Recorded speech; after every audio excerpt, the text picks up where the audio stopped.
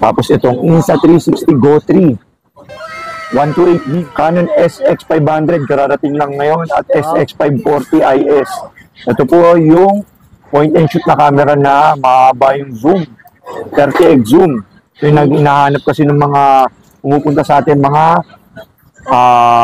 pang-photojournalism. Ayun, no? Yan, no? Hanggang kabilang ano po, yan po yung abot niyan po. Wow! Hanggang kabilang ano po. Yun, no? Tsaka budget meal lang po yan, guys. Ayun, no? Abot yung kubuhan din, walang tao.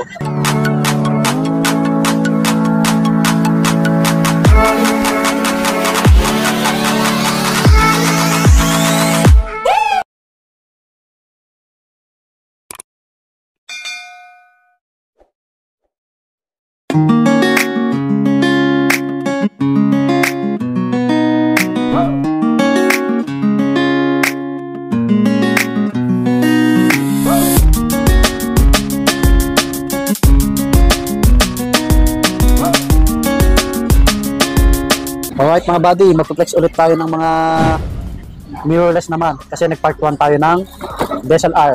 Ito naman ngayon mga mirrorless kasi new arrival. Dami mga slide views po yan. Tapos yung mga naghanap ng mga action cam, mga GoPro po, yan no, dami rin. Yan, Insta360, yan, may mga brand new receiver box no. Abangan nyo yung mga price nito. Okay po, ang dami naghanap sa akin nito mga action cam. Umpisahan na natin po mga buddy. Sa mga mga digicam po, mga naghahanap ng point and shoot na stylish. Ito ang Sony stylish na ginagano lang, nag-on na camera. Ang presyo po nito mga buddy is 8,000 na lang, baka may mapaibig. Okay, opo. Samsung. I-set ko lang po. Yan o. Yan o. Naka-off siyang ganyan. Tapos pag ginanong ko, yun o. Mag-on siya. Wow. Galing, di ba? Tapos X lang natin to. Yan. Walang memory pero may kasamang memory na po to. Yan. HD video na po yan. Pang-photography, pang-videography po. Yan. Stylish po. Na DS. Na compact na cybershot po. 8,000 na lang to mga buddy. Tapos may dumating pala tayo dito parang ano, pang blood pressure pero camera to eh. Ano ba to? Canon Vixia to. Yan, sama natin, i-flex natin tong Canon Vixia na to. Kung ano ba itsura nito. Alam ko 360 kanina. Hindi, akala ko nga ano to eh. Sa blood pressure eh, nakuha ko to eh. Nag-swap kasi to eh, madaming camera siya, tapos sinop niya sa mga mirrorless. So ano to po, kinuha ko na lang. Sinahawa ko kasi na wala siyang pang-add. Ito na lang po yung pinag-ano niya. Ito yung on and off niya. Yun no, pang vlog daw to. Tapos ito yung camera niya. Yun, lobat pa. Switch, tapos ayun pala. Konting charge, ayun. Yung mga body. Ito yung camera niya. Pwede siyang pang-vlog. Hello, what's up guys? Tapos nandito yung tripod, no? Ganun to. May tripod mount siya dito. Tapos hello mga body. Pero malinaw din, no? Oo, kasi ano yan. 1080p din. Talagang no? Mga body, magkano kaya bibenta itong Vixia Mini na to? 11 na lang to. 11K. No? Ano to? Rare to, bihira to. Baka abroad galing po to. 11K lang, oh. 11K galing, no? Diba? 11 na lang. Canon Vixia Mini. Ano ba to? Ang cute, no? Oo. HD video, HDMI, nako-connect sa HDMI din. Galing, no? So natin mamaya pag-aralan ko to. Then, sumunod naman po is Sony Nex 5N. Ito yung touchscreen na tapos swivel LCD. Ang presyo po ng Sony Nex 5N, kalasin nga natin ito ba? Nakawat ng plastic para hindi magasgasan. Yan, no? Touchscreen na po yan, no? Presyo po niya ito is, ano na lang, 14 na lang. Yan, touchscreen na po siya. 14,000 mga bali. Yun, tignan mo. Ganda ng kuha ko. Parang naliligo lang. Diba? Ganda, diba? O, manalo. 14 na lang yan mga buddy. Ayun, 14 na lang yan mga buddy. Sony Nex 5M. Sana maabutan nyo pa, kaso isa lang yan. Opo, maganda. Yung tayo Lumix. 19.5 na lang. Oh, Lumix. GF10 na Lumix. Na flip screen 4K video pink edition. 19.5. Wow. Tapos sunod naman, Canon M100. Flex natin si Canon M100. Yun.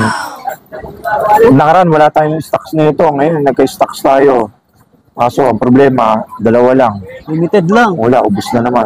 Paunahan lang kayo Ang dyan. paunahan na lang. Ayun. M100. Oh, di ba? Lobat agad. Mint condition to, brand new condition po. Oh. Lobat, Canon, M100, ang presyo niya po is 90 na lang po.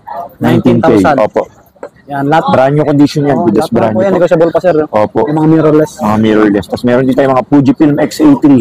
So, may lens po siya, kit lens. Ang presyo niya po 18,000. Solid. May silver black po tayo nito. Kulay pink yung Dating. cover. Opo. Ang presyo niya po 18,000 po. 18K. Tapos sumunod naman po, meron tayong mga A6000 series. Sony A6000. May black tayo and silver edition. Yung Sony A6000 natin, quick flex lang po, 25,000 na lang po. 25K. Mga body. Tapos meron din tayo A6100. Sony A6100 na super kinis. Ayan. Brand new condition, 38 na lang to. 24 megapixel, flip screen, touchscreen, EBF na viewfinder. Presyo po, Sony A6100 is 38,000 po. 38,000. Opo. Mga brand. Tapos meron din tayong Sony A6400 na dalawa po yung series. May silver tsaka may black edition. Yung silver edition na A6400, presyo nito 44,000 na lang kasi medyo may mga konting scratches lang sa gilid pero good as nyo pa rin po. 44,000 to. Yung mga body. Oh. Ito namang makinis na A64 is 46.5 po. Super kinis. Black edition po, 46.5. Quick flex. 46,500. Tapos meron din po tayong Lumix G 7K na 4K video na HD video, interchangeable na flip screen na micro four thirds na camera. Lumix G7K, presyo nito 26 na lang po. Black and silver po yung available. Yes, sir. Mga bago pa. Sumunod naman po, Fujifilm X-T100. Ito po, black edition yung available natin at silver. Presyo po niyan, 26,000 po. Wow. Fujifilm X-T100. Yun.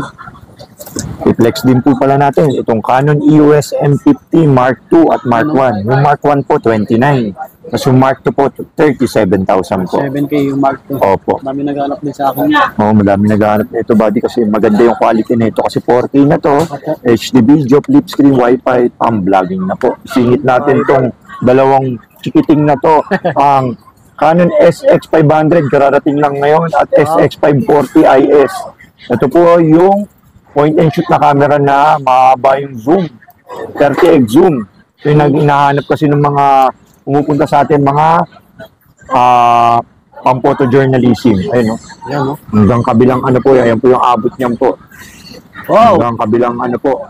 Ano, no? Tsaka budget meal lang po yan, guys. Mm. Ayun, no? Abot yung kubuhan din, walang tao.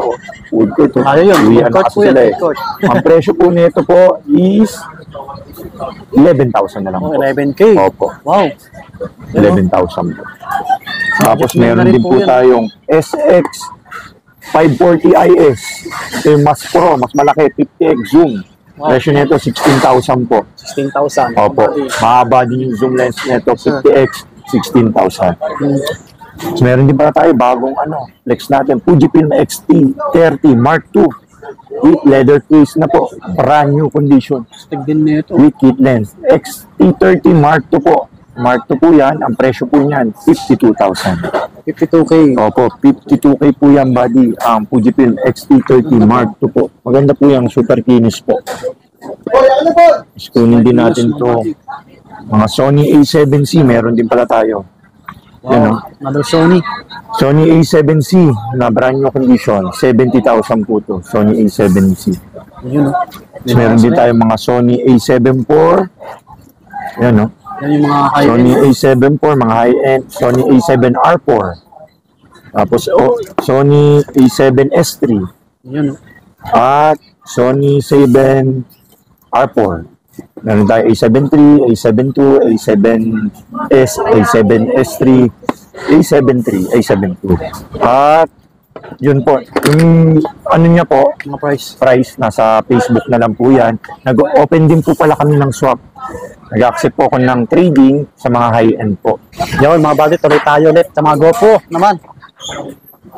Ayun ang mga buddy, update natin to yung mga action camera na available natin. Summer ngayon, kaya medyo mabenta yung mga GoPro natin. Medyo naubos. May mga natira naman sa atin ng mga iba't ibang klase ng mga action camera, mga Insta360, mga GoPro, pero magkaka-stock naman yung mga body.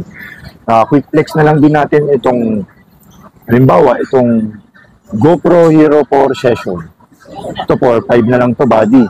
Pwedeng pang biking to, waterproof na, at pang sports. GoPro Hero 4 Session 4.5. Yan, 2,500. No? Meron din tayong Hero 7. Hero 7 Black. Yung white pala. Hero 7 White, 10,000. Quick flex lang natin. GoPro Hero 7 White, 10,000. Meron din tayong GoPro Hero 5 Black. GoPro Hero 5 Black Edition po. Yung Hero 5 Black, 12 megapixel, 4K video, HD video. Presyo nito, 8,000 na lang. Yung GoPro natin, may kompleto, may battery, bag, charger, tsaka memory card. Ready to use na yun, tipindutin, happy moto vlog shooting. Pwede naman pang motor po. Sumunod naman po is ang GoPro Hero 8 Black. Meron tayo. Yan, Hero 8 yan. Hero 8 Black Edition. Ang presyo po ng Hero 8 Black is 13,000. 13K. 13K po, Hero 8 Black Bawas pa Edition yan, po. mga buddy. Tapos sumunod naman po is ang GoPro Hero 9. Wow. Yan. GoPro Hero 9 Black Edition. Dual monitor po yan, 15,000 po ang Hero 9 Black. 15K. Opo. Meron naman din tayong brand new condition na GoPro Hero 10. Special bundle po to, dalawa po yung battery, may monopod na po. Ayan, no? At brand new condition. Wow. Ang presyo po nito 18,000. 18K, oh. Brand new condition na special bundle. Nabuksan lang, na-test lang, pero brand new po to. 18,000. May bawas pa naman yan, sir, no? Bawas po yun, basta subscribe lang kayo kay Swami Buddy. Wow. Hindi nyo, napanood nyo po doon. Pag pumunta kayo dito, para discountan po kayo ng ano po. Sakto lang. Sumunod naman po, Hero 11 Black. GoPro Hero 11 Black Edition. Ang presyo po ng Hero 11 Black, 18,500. 18.5. Complete with bag, battery charger, and bag.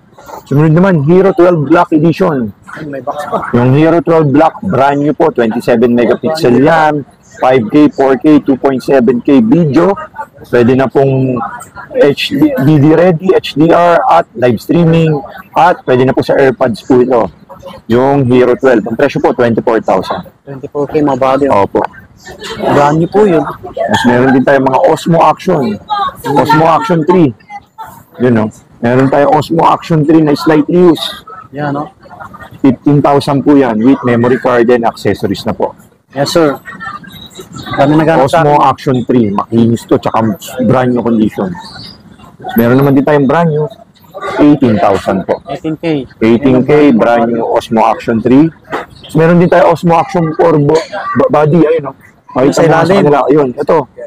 Yun, Osmo Action 4. ito. Ayun, adventure combo to. Yes po. Opo. Brand new po yan, 24 na lang po yan. 24K. May tatlong battery po yan at monopod. Adventure combo po. 4,000, mga buddy. Opo. Then, meron naman dito tayo Insta X3, Insta Go 3, at Insta 360 Ace Pro. Yung Insta 360 X3 po, 28,000 po yung brand new. Okay. Tapos itong Insta 360 Go 3, 128 gig, 25,000 po. 25,000, mga buddy. 25,000 po yan. Bago. Bago yan. Dami naghanap sa akin yan. Tapos meron tayong pinaka-latest po, ang Insta 360 Ace Pro. Yan, oh, mga Ito yung mga pang low light. 360, Ito yung maganda yung resolution. Siya sa pinaka-the best na camera. Tuwing gabi, maliwanag po to. May night ano po siya. Night mode po siya, maliwanag po siya kahit gabi po. Yung mga GoPro kasi medyo madilim pag gabi po. Ayan po yung nagagawa niya. Yun, no? Insta 360 Ace Pro co-engineer with Leica po ang lens niya po. Co-engineer with Leica na po yung lenses niya. Napakaliwanag. Presyo po nito 26,000. Oh, 26,000, mga buddy. Yun. Tapos na po ang ating alamat, mga buddy. Maraming salamat po sa pagtangkilik sa Camgeek PH. Yun, mga buddy, dito na magtatapos yung vlog namin ni Sir Box. Ayan po. Ang daming kamera, no? Kasi new arrival po siya. Ayan, salamat sa lagi niyong pag-antabay. Subscribe po kayo para lagi ma-update. Maraming salamat. See you next vlog po. Bye-bye.